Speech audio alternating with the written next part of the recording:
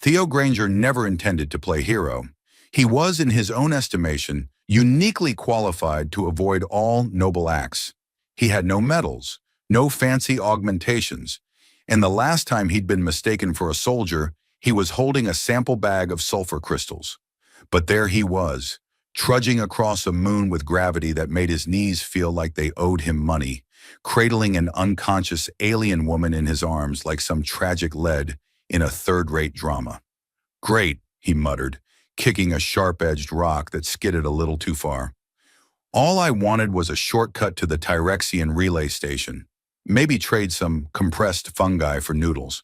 Instead, I get you." He glanced down at her slack face, blue as a storm sea and crowned with a tangle of yellow hair.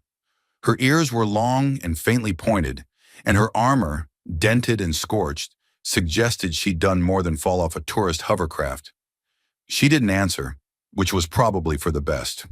His dignity couldn't survive an alien princess telling him to stop complaining while carrying her up a hill. The train was no friend either. Jagged stone pillars jutted from the ground like broken teeth, each coated in layers of pale dust that clung to boots, socks, and pride. Somewhere in the distance, a flock of gliders screamed across the violet sky, their shrieks resembling a toddler gargling through a kazoo. Theo grimaced. He hated this moon. Finding her hadn't been part of the plan. He'd been climbing a ridge in search of shelter from an approaching plasma storm when he saw the streak in the sky. A ship, sleek and burning, plummeting into the canyon. The explosion had been impressive. His curiosity, against all instincts and rational judgment, had overpowered his self-preservation reflex. Which led to this: carrying an alien stranger through a wasteland, chased by the possibility of scavengers, predators, or something even worse. Responsibility. He reached his temporary shelter, a hollowed-out geological survey pod wedged between boulders, like a drunkard's idea of architecture. He ducked inside, grunting as he lowered her onto a mat made of thermal blankets and whatever spare clothes he hadn't already ruined. "Well," he said, brushing hair from her cheek, "if you wake up and decide to vaporize me, please wait until after breakfast." She stirred. Just a twitch, fingers curling, a sigh escaping her lips. Her eyes fluttered, and for a brief moment they locked onto his, deep gold, like melted circuitry.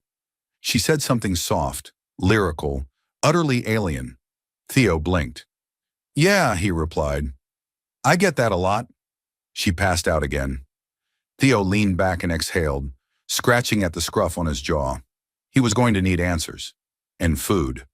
Probably not in that order. The pod's systems were barely functional, but his emergency beacon still pulsed. He hesitated before activating it.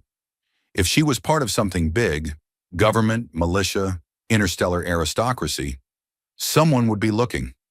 But if they were the kind of someone who fired missiles first and asked questions later, lighting up a beacon might be the equivalent of screaming into a jungle while wearing meat pants. He settled for a low-frequency local scan instead, adjusting the dial like it owed him rent.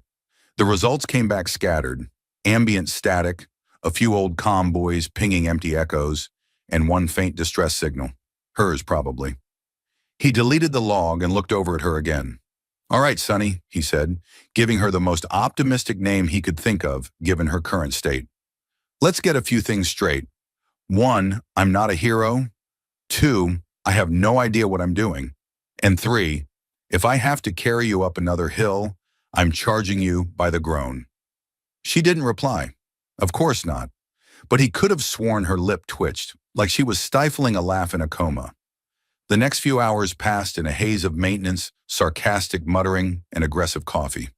He checked her vitals using a medical scanner that beeped disapprovingly at him and suggested hospitalization, then flickered out because the battery was held in place with chewing gum and hope. He cleaned what wounds he could, mostly burns along the shoulder and a nasty gash near her side. Her armor bore strange engravings like vines and stars wrapped around a sunburst. Definitely not corporate standard issue. When he finally dozed off, it was to the sound of her breathing, shallow but steady, and the endless hum of the strange, silent moon. She woke just before dawn. He didn't see her move until she sat up abruptly, eyes wide, hand outstretched. Theo, startled from half-sleep, flailed and knocked over his coffee. "Whoa, easy! It's just me, Theo." Not a threat. I mean, unless you're allergic to sarcasm. She blinked at him, head tilting. Jaren, no. Ah, speak. She frowned. Galactic trade? Theo blinked. You speak trade? Her eyes narrowed. Little. Very little. You human? He offered her a hand. Guilty. Theo Granger, amateur rock whisperer, accidental rescuer of mysterious blue ladies. And you are? She looked down at herself, confusion flickering across her face. No name. Safe, she said slowly. No name. Alive. Oh, great, Theo muttered. She's dramatic. Fantastic. She winced and reached for her side. Theo was up in an instant, helping her sit back against the wall. You're still hurt. Don't go starting a war just yet, okay? You can tell me your real name later. For now, I'm calling you Sunny. It's either that or Glowy McMysterious. She made a sound. Not quite a laugh, more like a cough with attitude. But he'd take it. Outside, the sky bled from deep purple to a shade that made Theo's eyes itch. Somewhere far off, a sound rumbled, like something heavy waking up. He looked at Sunny, who had drifted back into sleep. He looked at the scanner, which now showed a faint, blinking dot approaching from the north, and he muttered to himself, "Oh, this is going to be one of those weeks." The blinking dot on the scanner hadn't moved. Not fast, anyway. It pulsed like a bored lighthouse keeper with one eye on a game of solitaire. Theo stared at it for a long time, half hoping it would vanish if he blinked hard enough. It didn't. Instead, it just loitered, 40 clicks out, taunting him with ambiguity. I bet it's a friendly, just a traveling vacuum cleaner looking for love, he said aloud, sipping the last of his reheated synth coffee with a wince. Or it's a mercenary death drone. 50-50. Sunny snored softly from her mat, one hand resting across her chest where he'd hastily bandaged the worst of her wounds. He'd had to wrap the gauze around her armor in places. He couldn't figure out how to remove it without a manual or a crowbar, and asking her while she was unconscious had felt rude. Outside the shelter, the wind had died. The usual symphony of screeches and alien groans was gone, replaced by silence and the occasional drip of moisture condensing on rock. Theo stepped out into the cool morning air, holding a sensor rod over his head like a diviner in search of bad news. The sky was layered with clouds so thin they looked painted on. The sun, a faint red-orange blob, barely qualified as cheerful. He tapped the sensor rod. Anything? He asked it. It beeped 3 times and powered down. Thanks, useless stick. Back inside, Sunny stirred again. This time she opened her eyes without a panic attack, which Theo took as progress. She sat up slower, watching him with the wary look of someone who'd seen far too much and trusted far too little. Good morning, he said, waving from across the pod, or whatever time it is. Breakfast options include dried protein flakes, expired NutriPaste, or this thing I found yesterday that might be a cookie, or a desiccated alien beetle. I'm leaning cookie. Sunny's lips twitched. You talk too much. Absolutely, Theo said proudly. It's a defense mechanism. People are less likely to stab you if they're busy wondering what the hell you're talking about. She blinked, digesting that. You, she said slowly, not like others. I'll take that as a compliment, he replied, though I've also been described as questionable at best and should not be left unsupervised with tools. What's your preference? She looked around the shelter, eyes landing on his collection of rocks, each carefully labeled with fading marker ink. You live here? I survive here, Theo corrected. Living implies a certain amount of dignity and indoor plumbing. Her gaze softened slightly. Why? That stopped him for a second. Would you believe me if I said I like the quiet? She tilted her head. No. Theo sighed and plopped down beside her. Yeah, me neither. She watched him fiddle with the portable scanner, which still showed that distant signal. Someone coming? She asked, more alert now. Possibly. Could be a scout. Could be a rock with opinions. Either way, I think it found us. Sunny tensed. Theo noticed the flicker in her expression. Fear disguised as calculation. This wasn't ordinary panic. It was a survival reflex layered over years of training. Whoever she wasn't some random drifter. I get the feeling you know exactly who might be looking for you. he said carefully. She hesitated. Then in halting trade, she said, I ran from power, family, wrong people take throne. I escape. Theo's eyebrows rose. Throne? As in royalty? Please tell me that's just a metaphor. She looked him in the eye. Number I was heir, princess, name, Elora. He groaned and rubbed his face. Of course you're a princess. Why not? I rescue one person on this entire desolate rock, and it turns out to be galactic royalty. What's next? Do I find a magic sword in the sand? She didn't understand all of it, but she caught enough to smile faintly. You funny. I try, he muttered. So, Elira. Welcome to Theo's terribly inadequate royal hideaway. She leaned back, exhaustion creeping in again. You, safe here? Theo glanced at the scanner. The dot was still blinking. Closer now. Define safe, he said. They didn't get much rest after that. The approaching signal resolved into a drone. Small, fast, and bristling with sensors. It zipped overhead at dusk, its undercarriage glinting like a camera lens on steroids. Theo shot it the universal sign of disapproval, a double middle finger salute, then ducked inside. That was not very Namana. Stealth, Elira said. Neither is my face. We're well past subtle, Sonny. She didn't correct the nickname, and that gave him an odd little thrill. They packed what little gear he had, rations, tools, a cracked solar cell, and made for the canyon ridgeline, traveling under the cover of night.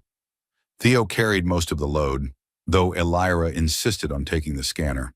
She'd figured out how to operate it faster than he had. By morning, they reached an overhang overlooking the northern basin. A flat stretch of rock shimmered below, heat dancing over it like a hallucination.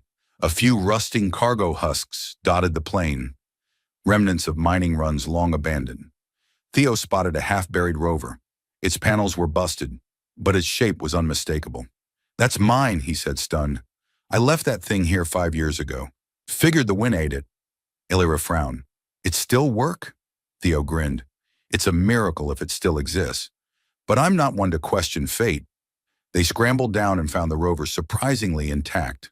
The cabin smelled like dust and disappointment, but the engine stuttered to life with a groan like a hungover mammoth. Elira clapped once, delighted. Your chariot! Theo slid into the seat. Meet the noble rust bucket. She's slow, ugly, and likely to catch fire, but she's loyal. She climbed in beside him, looking far too regal for the beat-up ride. Then we go. He hit the throttle. The rover lurched forward like an old man standing too fast. We ride, he said dramatically, then winced. I really hope I tightened that fuel line. They didn't make it half a click before the noble rust bucket lived up to its name. A puff of blue smoke curled from the vent under Theo's seat, accompanied by a sound that could only be described as mechanical indigestion.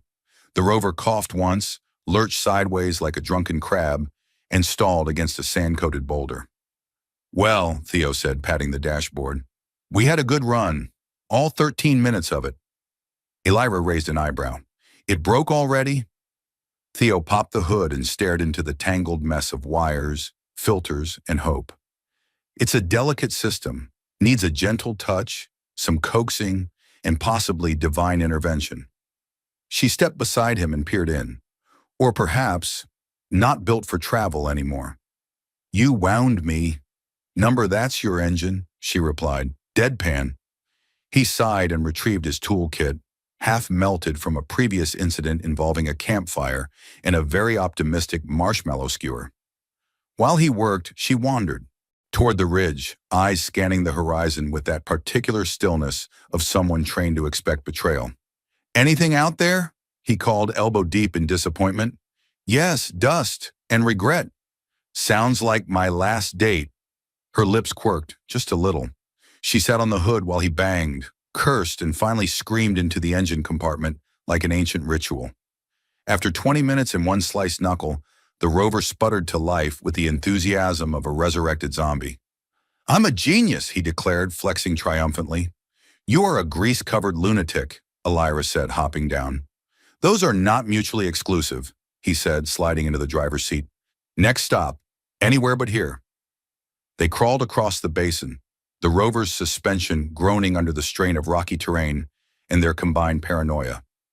Alira kept the scanner balanced on her knees, eyes flicking to the readout every few seconds. Theo noticed. "You expecting company?" "Always," he nodded. "You know, for someone who claims to be a princess, you really don't give off a pampered vibe. No tiara, no scandalous entourage, not even a tragic backstory involving cursed jewelry." She hesitated. "My mother was poisoned. My uncle took the throne. He hunts me." "Oh," he paused. That's pretty tragic." She shrugged, but the motion was tight. "He fears what I know, what I am." "You don't need to tell me," he said quickly. "I specialize in not knowing things. It's practically a profession." "But you saved me," she said, voice soft. "Only because you looked more interesting than the rock I was cataloging." "Still, you could have left." He stared ahead, hands tightening on the wheel. "Yeah, well, I do stupid things when I'm bored." They passed an outcrop of needle-like crystals that vibrated faintly as the rover neared. Theo stuck a finger out the window and grinned as the vibrations tickled his skin. "Resonant quartz," he explained, "naturally tuned to the planet's magnetic pulse, makes them hum like tuning forks during storms. Fun to nap near, if you like nightmares and mild hallucinations." She arched an eyebrow. "And you stayed on this planet? Why?" "Free rent, terrible neighbors, stunning sunrises, also no paperwork." They camped that night in the lee of a cliff shaped like a jagged tooth. Theo set up a thermal tarp and tried cooking dehydrated stew, which resulted in a substance that defied both logic and taste. "I think it's attacking my spoon," he muttered. Alira took a bite anyway. "Reminds me of military rations, but worse. That's the trademark flavor, synthetic despair." Later, as they lay beneath the stars, far brighter here than any civilized sector, she broke the silence with a whisper. "My people, they believe stars are ancestral eyes, watching, judging. Hopefully not judging our dinner." She smiled faintly. "They would be disappointed." "Well, let them judge. I think I did a fine job not getting us killed today." A low hum echoed in the canyon. Theo sat up fast. Alira was already on her feet, hand on the small disruptor pistol he hadn't seen her carry until now. From the ridge above, 3 small drones zipped into view, sleek, matte black, and armed with plasma stingers. Theo yanked his goggles down and swore. "Recon scouts, Empire models, they're tracking." Alira took aim with terrifying calm. "Then we run." He didn't argue. The rover roared to life, more terrified mule than noble chariot, and they sped into the canyon, plasma bolts sizzling past. "Please tell me you know a shortcut," she yelled over the wind. "I know a long cut that occasionally works," Theo shouted back. "Hold on!" The rover jumped a rise, crashed through a brittle column of ancient petrified wood, and skidded into a narrow passage half swallowed by mist. The drones followed, dogged, relentless, and now mildly annoyed. "This thing can't outrun them," Alira said, returning fire with alarming precision. "I wasn't planning on outrunning," Theo said, swerving hard. "I was planning on hiding." "Where?" "There." They burst into a hollow in the rock, an old mining shaft, shielded from aerial scans by heavy iron deposits. Theo killed the engine, and darkness swallowed them. Alira crouched, tense. "You sure this safe?" "Absolutely not." The drones hovered outside, scanning. One zipped inside. Alira raised her weapon. Theo grabbed her wrist. "Wait." He tossed a small rock toward the far wall. The drone tracked it, then fired. The impact triggered a collapse of loose stone, which smothered the entrance and crushed the drone in a burst of sparks. The silence returned. "For now." Alira stared at him. "That was reckless." "Improvisation is my love language." She laughed, quiet and real, and for a moment, the cave didn't feel so cold. The next morning, Theo awoke to find a boot nudging his ribs. Not gently. He opened one eye and saw Alira standing over him with the look of someone who'd spent the night calculating every life decision that had led to this moment. "We need to move," she said.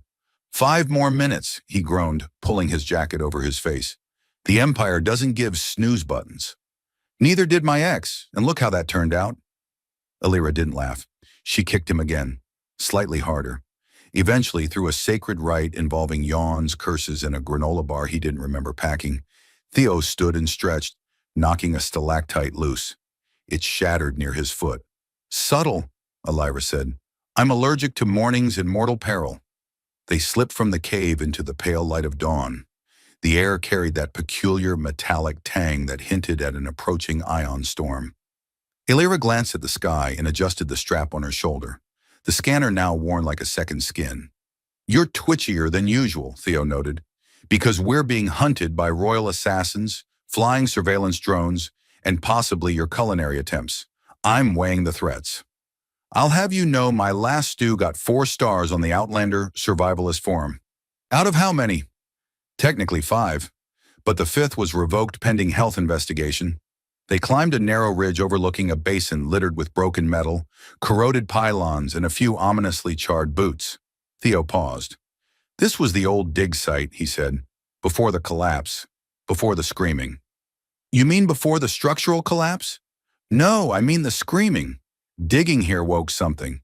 Miners left, then screamed, then left some more." Alira stared at him. "And we're going here why? Because no one else will. Also, the rock formations block tracking signals, and the nightmares only kick in around sunset. You are a man of many persuasive arguments. Wait until I pitch my homemade power cells. 3 out of 4 catch fire." She held up a hand. "I hear it." Theo shut up. The distant hum of a speeder echoed off the cliffs. It was low, fast, and wrong. Not a scout drone, heavier, slower, a troop transport. "Down!" Alira whispered, dragging him behind a half-buried mining hauler. A large angular vehicle passed overhead, dark gray with royal sigils.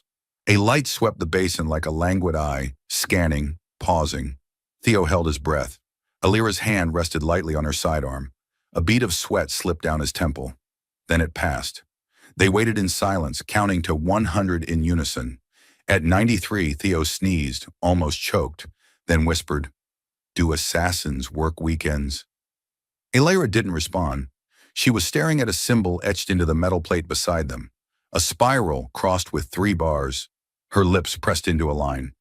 "This is one of our vaults. Yours, like yours.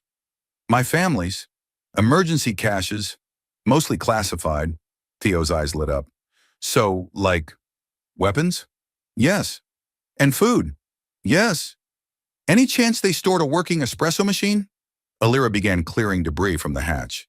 Theo squatted beside her, muttering, "I'll take that as a maybe."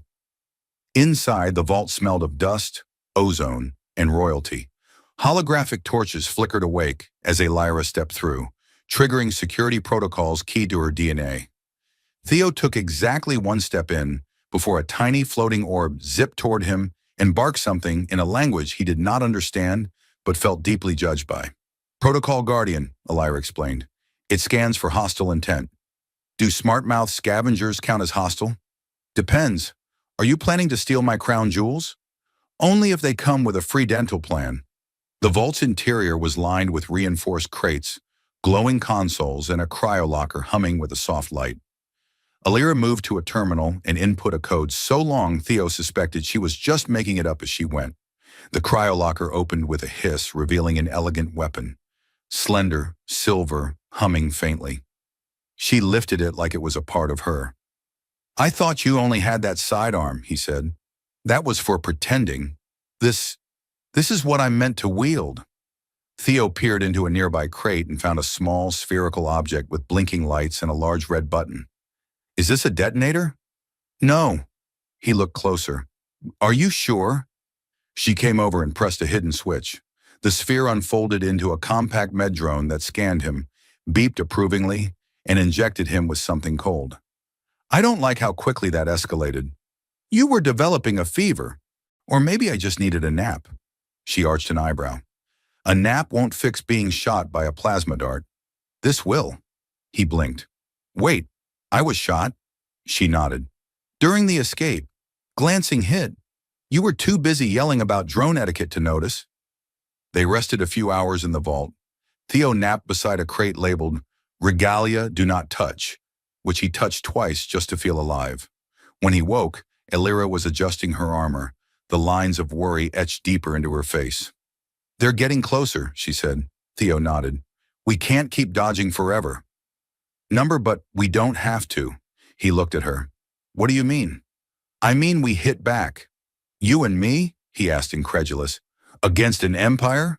"Me with the weapons of my house, and you with your talent for surprising outcomes." "You mean bad luck." "Call it fate." "I'd rather call it someone else's problem." But he stood anyway, because something in her eyes, resolve, fire, maybe the faint glimmer of royalty beneath all the exhaustion, made him believe they might actually have a shot. "We'll need a plan," he said, "and explosives. Plenty here. And coffee." She smiled. "That might be harder." They descended into the belly of the canyon like whispers in a cathedral, their stolen transport sputtering like a dying goat every time Theo dared increase speed. Elira sat beside him, scanning the terrain with the serene intensity of someone about to declare war with the contents of a backpack and too much unresolved trauma. Theo, meanwhile, was running mental calculations on whether duct tape could, in fact, seal a hull breach. He had a working theory. It was not promising. "We're approaching the signal hub," she said, gesturing to a narrow spire of blackstone half swallowed by a landslide. "Let me guess. Heavily guarded, full of booby traps, likely to explode. No guards. My family built it to function undetected. The traps, however..." Theo threw up a hand. "Say no more. I've already been mildly electrocuted today. I wouldn't want to feel spoiled." They parked beneath a protruding ledge and disembarked with the careful optimism of people who knew every plan they'd made so far had ended in fire. Elira moved with purpose, placing small signal scramblers around the perimeter. Theo fiddled with a grappling hook. "Should I be offended your people made this look like a Sith temple and didn't think to include an elevator? Royal traditions are heavy on symbolism, light on convenience. I'm starting to see why monarchies fell out of style." They reached the access door after a short climb and a long argument about whether Theo's pants qualified as field gear or an ongoing safety risk. Elira touched her hand to the ancient seal, and the door unlatched with a soft hiss, revealing the control room beyond. Dusty, ancient, but still alive with humming energy. "This place hasn't been accessed in years," she said, "and it's still holding. Unlike my last 5 relationships." Elira ignored him.